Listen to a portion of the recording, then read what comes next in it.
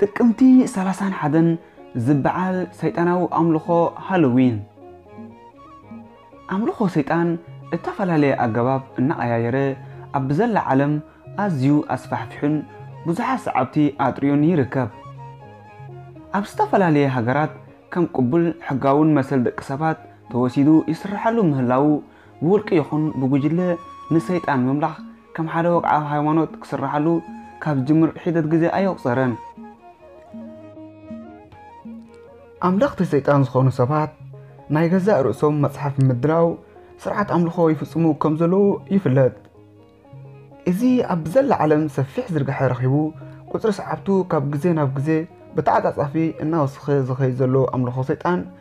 ኣብ ሃገርና እውን ሱር ንምስታት ፈተናታት ካብ ጅምር ገለ ሒዳት ዓመታት ኣውፂሩሎ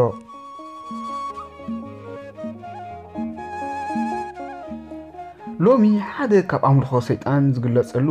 ሃሎዊን ዝበሃል ሰይጣናዊ በዓል ክንጠቅስ እተገደድናሉ ጸልዋዚ መናፍስታዊ ኣሰራርሓ ኣብ ሃገርና የንጸላሉ ከም ዘሎ ብዝሓየለ ዝርግሐ ንምዕያይ ድማ ብገለ መንእሰያት ሃገርና ይስራሓሉ ከም ዘሎ ይዝንገር ስለዚ ከም ሰራዊት ኣምላኽ መጠን ኣንጻር ኩሉ ጸልማት ስራሕ ክንዕጠቕ ሰይፍና ክንመልሕን ስለ ዝግባአና ንቕሓት ንምፍጣር እዚ ጽሑፍ ተዳልዩሎ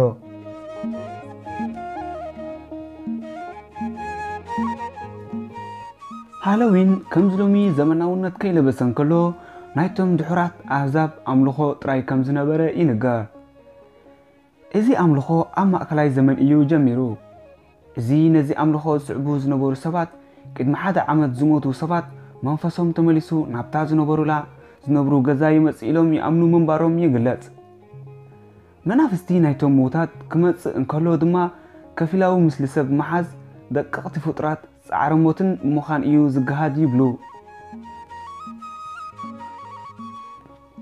መንፈስ ናይቶም ሞታት ኣብ ዝመጻሉ እዋን እናሓንሳብ ጽቡቕ ኣብ መብዛሕትኡ እዋን ድማ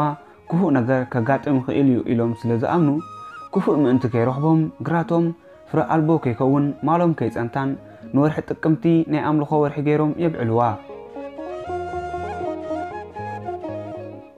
እዚ ሎሚ ሃሎዊን ተባሂሉ ይጽዋዕ ኣብቲ ሽዑ እዋን ሳሚሂን ተባሂሉ ይጽዋዕ ከም ዝነበረ መዛግብቲ ይሕብሩ ሳሚሂን ጎይታ ኩሎም ሞታት ተባሂሉ ዝንገረሉ ኮይኑ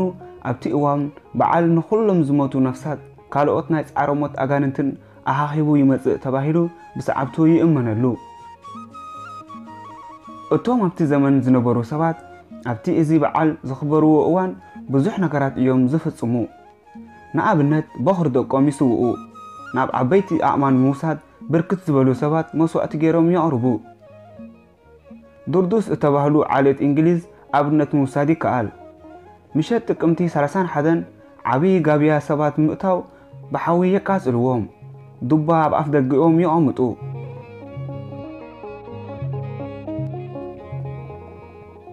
ኣብ እተፈላለየ ስፍራ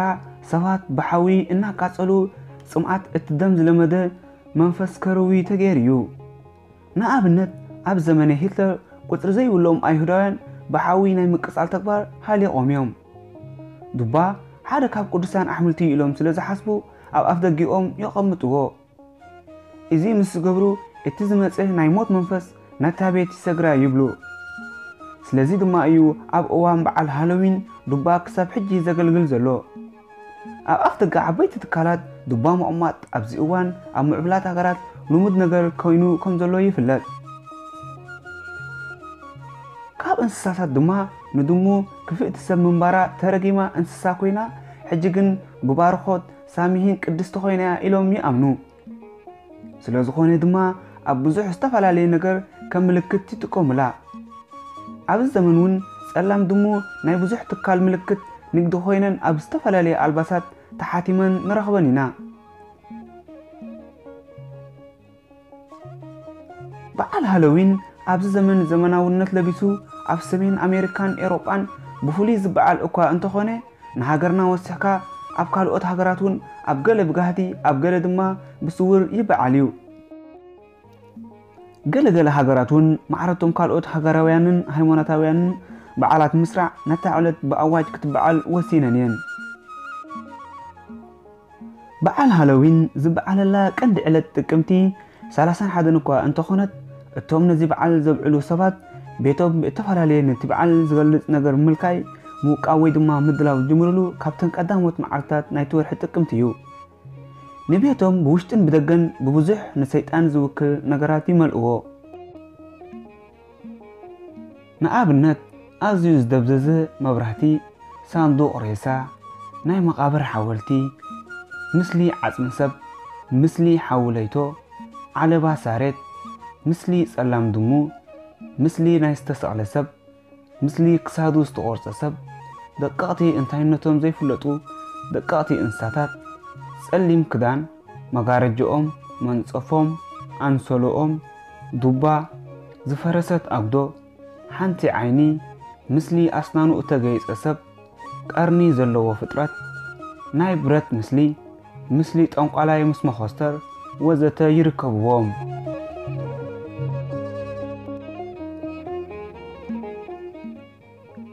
እቲ ብርእሲ ጤል ወይ ባፎሚት ጤል መንደስ ዝብል መጸውዒ ዝፍለጥ ኣብ በዓል ሃሎዊን ጥራይ ዘይኮነ ኣብ ዝተፈላለየ ኣጋጣሚታት ንሰይጣናዊ ኣምልኾ ንምውካል ዘገልግል ምልክት እንታይነቱ ምስ እንፈልጥ ማዕረኽ እንደይ ኣንጻር ክርስቶስ ይቃለሱ ከም ዘለዉ ይዝርዳእካ ክርስቶስ ኢየሱስ ኣብ መጽሓፍ ቅዱስ ከም ገንሸል ኣምላኽ ከም በጊዕ ስለ እተገልጸ ብናቶም ኣተሓሳስባ ድማ ጤል ኣንጻር በጊዕ እያ ኢሎም ስለ ዝሓስቡ ልዕልና ሰይጣን ኣብ ልዕሊ ትገንሸል ወይ ድማ በጊዕ ኣምላኽ ዝኾነ ክርስቶስ ኢየሱስ ንምእዋጅ እዩ ናይ ቦፎሚት ምስሊ ብእተፈላለየ መልክዕ ኣብ ሃገርና እውን ተዘርጊሑ እዩ ኣብ ክዳውንቲ ኣብ ናይ ክሳድ መጋየፂ ኣብ ኢድ ዝእሰር ኮታስ ኣብ ብዙሕ ነገራት ተሓቲሙ ይዝርጋሕ ከም ዘሎ ይፍለጥ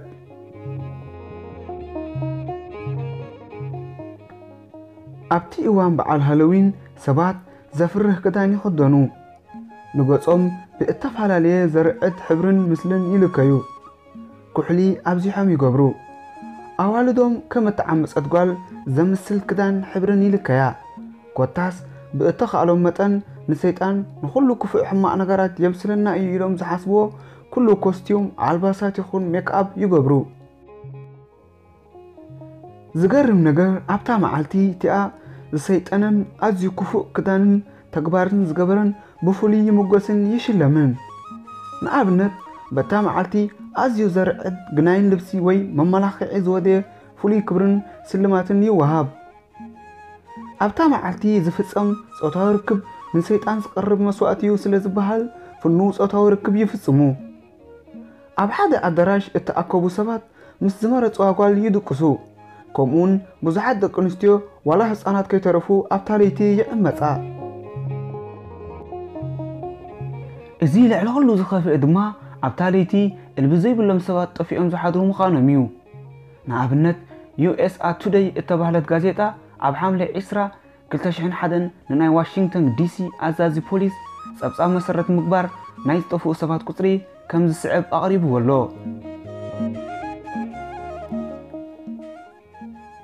ኣብ 1997 ዓመተ ምህረት 980,712 ሰባት ጠፊኦም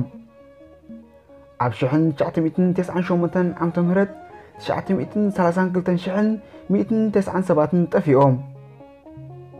ኣብ 1999 ዓመተ ምህረት 867,129 ሰባት ጠፊኦም ኣብ 2000 ዓመተ ምህረት 876,213 ሰባት ጠፊኦም እዞም ዝጠፍኡ ሰባት ገሊኣቶም ተሓሪዶም ኣካላቶም ተቐራሪጹ ኣብ ሩባ ተደርብዮም ጾታዊ ዓመፅ ኣብ ልዕሊኦም ተፈጺሙ ኣእምሮኦም ተመዛቢሉ ኣበይ ከም ዝቐነዩ ፍጹም ክዝክሩ ዘይክእሉ ኮይኖም እዮም ዝርከቡ ዝበዝሑ ከባታቶም ንጽባሒቱ ወይ ድሕሪ ሳልስቲ ዝርከቡ እኳ እንተኾኑ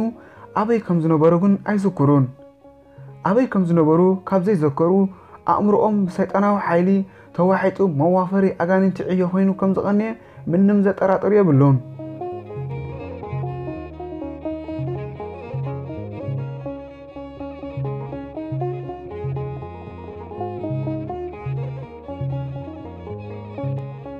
ጽልዋዚ ሰይጣናዊ በዓል ኣብ ብዘላ ዓለም ኣብ ምዝርጋሕ መራኻዊ ብዙሃን በፊተራውነት ምራሕ ከም ዘሎ ጎህት ሓቂ እዩ ሃሎዊን መራኸቢ ብዙሃን ብፍላይ ድማ እቲ ዝበዝሕ ህዝቢ ዓለም ሰዓቢኡ ዝኾነ ሆሊውድ እተባሃለ መፍረድ ፊልም ኣሜሪካ ፍሉይ ኣቓሊቦ ተዋሂብዎ ነቲ በዓል ኣብ ልቢ ሰባት ተፈታውነት ክህልዎን ስርዓት ኣምልኾኦም ኣብ ሰባት ንምስራፅን ፍሉይ ዝስራሓሉ እዩ ዓመት መፀ ፍሉይ ነቲ በዓል ዘግንኑ ማዕለያ ዘይብሎም ፊልምታት ምስራሕ ካብ ጅምር ዓመታት ኣቕፂሮም ኣለዉ ኣብዘን ፊልምታት ዝርአ ፈንታዝያን ዕብዳንን ንሓደ ብመንፈስ ዝምልከት መንፈሳዊ ኣጋንንቲ መንፈስ ዝወረዶ ኣብ ትሕቲ ሙሉእ ሰይጣናዊ ቁፅፅር ዝኣተወ ሰብ እምበር ብቐልቡ ዘሎ ክገብሮ ዝኽእል ከም ዘይኮነ ብሩህ እዩ መንእሰያት ካብዚ መራኸቢ ብዙሃን ብዘረኸቦ ሓደስቲ ቅድታት ኣብ መርበብ ሓበሬታ ብምዝርጋሕ ነቲ በዓል ዘግንን ኣልባሳትን ተግባራትን ምቕዳሕ ኣብ ዘለውዎ ክደግሙ ነቲ እኩይ ኣምልኾ በሪ ንምኽፋት ምኽንያት ክኾኑ ቀንዮም እዮም ነዚ ኣብነት ዝኾነና ኣብ ገለ ኮሌጃት ብፍሉይ ነዚ በዓል ዝዳለዉ ባራትን ኣብ ምድርና እውን ይበዓል ምህላው እዩ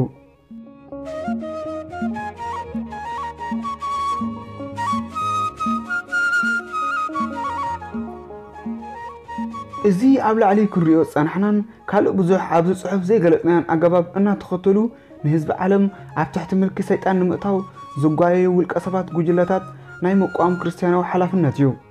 ሸለል ምስ እንብል ግን እቲ ምንቅስቓስ ገቢሉ ጽባሕ ኣብ ዝግበር ዓብዪ ወፈራ ወንጌል ከልካሊ እምኒ ክኾነና እዩ ስለዚ ድማ ኢና ካብ ሕጂ ብትግሃት ክንዓብቶ ዘድልየና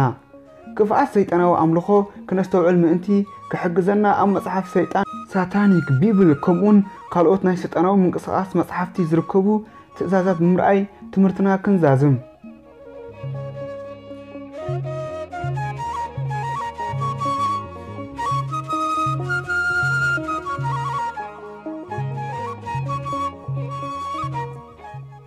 ህይወት ዘላትና ምእንቲ ከነህልኽ እዩ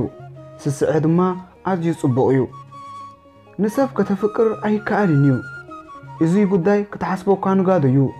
ንኹሎም ደቂ ሰባት ነገራት እተፍቅር እንተኾንካ ተፈጥራዊ ናይ ምምራፅ ባህሪኻ ኢኻ ትስዕኖ ስለዚ ኣይትግበሮ ነቲ ሙሉእ ልቡ ዘፍቅረካ ገጹ ናብ ጸላኢኻ ግልጽ ክሳብ ዘየበለ ከተፍቅሮ ኣለካ ርእሰ ቅትለት ክትገብር የብልካን ንኻልኦት መቕታል ግን ፍቑድ እዩ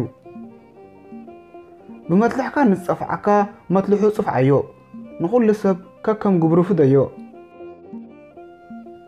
ብሓጎስ ክትዘናጋዕ ዳ እምበር ካብ ዝኾነ ነገር ክትሕረም የብልካን